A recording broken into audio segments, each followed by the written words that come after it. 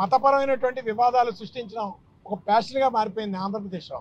కొంతమంది వ్యక్తులు దీన్ని ఎజెండాగా తీసుకొని పర్సనల్గా వాళ్ళ వ్యక్తిగత లబ్ధి పొందుతున్నారు. దాంట్లో భాగంగానే ఈ రామ్ గోపాల్ వర్మని ఒక ఫిల్మ్ డైరెక్టరు, అతను శృతిమించినటువంటి వ్యాఖ్యానాలు చేస్తున్నాడు. అలాగే ఇండియన్ ఆర్మీ కోసం కూడా చాలా చులకనగా మాట్లాడడం, భారతీయ సైన్యం ఎందుకు పనికిరానటువంటి వాళ్ళగా అన్నట్టుగా ఒక పొల్యూటెడ్ ఇంటర్వ్యూస్ చేస్తూ ఈ సమాజాన్ని భ్రష్టు పట్టిస్తున్నారు.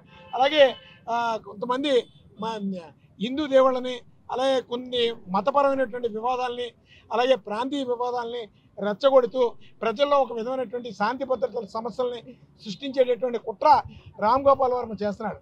ఎందుకంటే బాగా చాలా వీడియోస్ నేను మాట్లాడుతున్నవన్నీ కూడా ఆన్ మెరిట్స్ రికార్డెడ్ ఎవిడెన్స్తో ఈరోజు పోలీస్ వారికి అతని మీద 156 అలాగే వివిధ సెక్షన్స్ మీద చర్యలు చేపట్టమని చెప్పి detailed complaint along with video క్లిప్పింగ్స్తో సహా నేను ఈరోజు 3 టౌన్ సిఏ గారికి సబ్మిట్ చేయడం జరిగింది.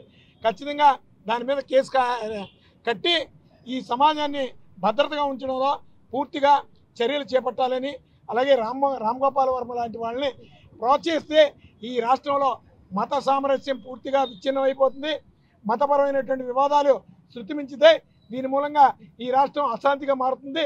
ఇలాంటి పరిస్థితులు జరగకూడదు అంటే ఖచ్చితంగా ప్రభుత్వం నిజాయితీగా స్పందించాలని చెప్పి రాష్ట్రీయ ప్రజా కాంగ్రెస్ పార్టీ ఆధ్వర్యంలో ఈరోజు ఫిర్యాదు చేయడం జరిగింది.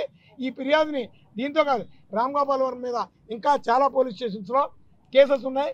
కొన్ని వాళ్ళు క్లోజ్ చేశారు, అంటే పొలిటికల్ ఇన్ఫ్లుయెన్స్ కావచ్చు, ఇంకోటి అవన్నీ కూడా తిరగదోడిస్తాం.